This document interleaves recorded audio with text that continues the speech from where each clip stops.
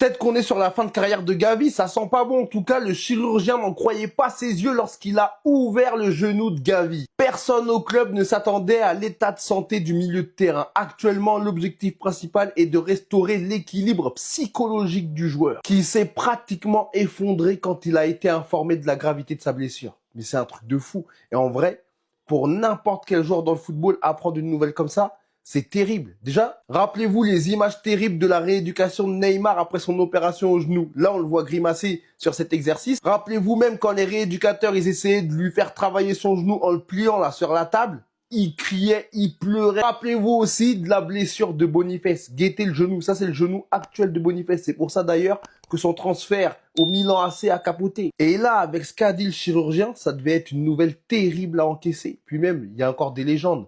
Torres, R9 avec les deux genoux en vrac. Bon, après lui, c'est vraiment un truc de fou parce que deux genoux en vrac, il te prend un ballon d'or et une coupe du monde. C'est un truc que personne ne fera. Mais là, Gavi, si jeune comme ça, avoir le genou bousillé, c'est terrible. Et puis force aux supporters barcelonais, bien évidemment. Actuellement, Gavi serait psychologiquement détruit et c'est tout à fait normal. Il a passé un an sans jouer au foot. Il est revenu la saison dernière, mais il n'était pas à son potentiel max. Il revenait petit à petit. En pré-saison, il était en pétard. On sentait vraiment qu'il était de retour. Il a de nouveau eu un problème dans son genou et il va être écarté 5 mois.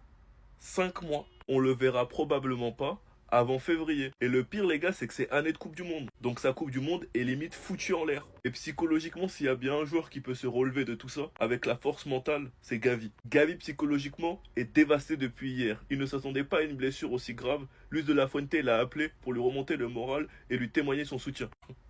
Je vais pas parler, je vais me taire. Moi, je fais jouer mes jeunes joueurs. Un jeune joueur, ça peut jouer tous les matchs. Ces paroles, il y a 2 ans. Regardez Gavi aujourd'hui. Je le répéterai jamais assez, dans un match sans importance. Dites-vous que lorsque les médecins ont annoncé à Gavi que sa blessure était plus grave que prévu, il a failli s'évanouir. Et que personne au club s'attendait à ce qui est arrivé. Et que franchement, Flick est dégoûté de cette longue blessure parce qu'il comptait réellement sur Gavi cette saison. Ce qui rendra le Barça encore plus vigilant avec Marc Bernal. Parce que là, vous vous rendez pas compte que notre rotation, elle est un peu foutue en l'air. Dans le sens où comme joueur sûr, on avait Gavi et Casado. Comme remplaçant de Pedri et de Jong. Et que maintenant, comme joueur fiable à ce poste-là qui ne revient pas de blessure, t'as que Casado. Car Bernal revient des croisés. Et Flick pourra donc moins facilement faire tourner au milieu de terrain. Enfin bref, sinon vous les gars, vous en pensez quoi? Ramenez-vous sur Snap Instant sans nu. Arrêtez de faire des posts comme ça où vous critiquez Mbappé parce qu'il n'a pas encore pris la Ligue des Champions et le Ballon d'Or, contrairement à Dembélé et Benzema. Vous savez très bien que pour Mbappé, c'est qu'une question de temps. Réjouissez-vous plutôt parce que bientôt ce sera historique. Il y aura 2 Ballons d'Or qui vont jouer ensemble en équipe de France. C'est du jamais vu dans l'histoire du foot. Heureusement, il y a des gens qui pensent qu'il gagnera jamais le Ballon d'Or alors qu'il est au Real Madrid, le club qui façonne le plus de Ballons d'Or et aussi qui gagne le plus de Ligue des Champions. Ils te les mettent même comme ça dans les couloirs, normal. Plus de ça, même niveau statistique, c'est le joueur du Real Madrid qui se rapproche le plus de CR7. Il a déjà marqué 50 buts en 64 matchs. CR7, il avait fait en 54 matchs. Et franchement, je comprends pas. En ce moment, il y a une haine autour d'Mbappé en France, alors que littéralement, ça peut être le meilleur joueur français de tous les temps. Parce qu'il a déjà gagné une Coupe du Monde en 2018 en marquant en finale. Il a fait une finale en 2022 où il a mis un triplé. D'ailleurs, s'il perdait pas ce match-là, il gagnait déjà un Ballon d'Or. En plus de ça, Mbappé, bientôt, c'est lui le meilleur buteur all-time de l'équipe de France. Pour attraper Giroud, il lui faut que 6 buts. Donc vraiment, faut arrêter d'être dans le déni. Mbappé, il a que 26 ou 27 ans. Il va gagner des Ballons d'Or ou des Ligues des Champions. Faut même prendre par exemple sur Benzema.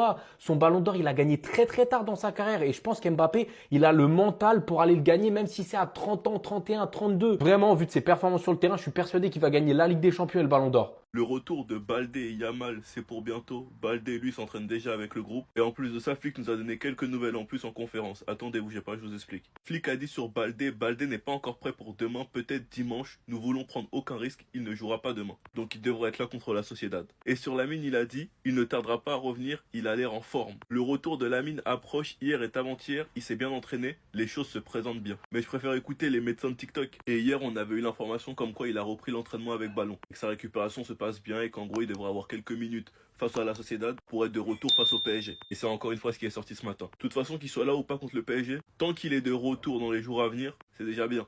Et que ce soit pour Baldé ou Lamine, je pense qu'on peut applaudir Gérard Martin qui pour l'instant fait un très bon début de saison, pour l'instant répond présent et essuie toutes les critiques qu'il y a pu avoir envers lui les derniers mois. Depuis son match contre l'Inter, c'est un joueur qui est très respecté. Et petit à petit, on comprend de plus en plus pourquoi Flick avait la vision sur lui. Et j'applaudis l'attaque, Ferran Torres, Lewandowski, Rafinha, mais surtout Rashford, qui en ce début de saison rassure les Barcelonais malgré l'absence de leur meilleur joueur. Et franchement, on va pas se mentir que la suite ça promet, car ça montre qu'on est encore plus compétitif. Et ce sera encore mieux quand tout le monde sera là. En bref, sinon vous les gars, vous en pensez quoi?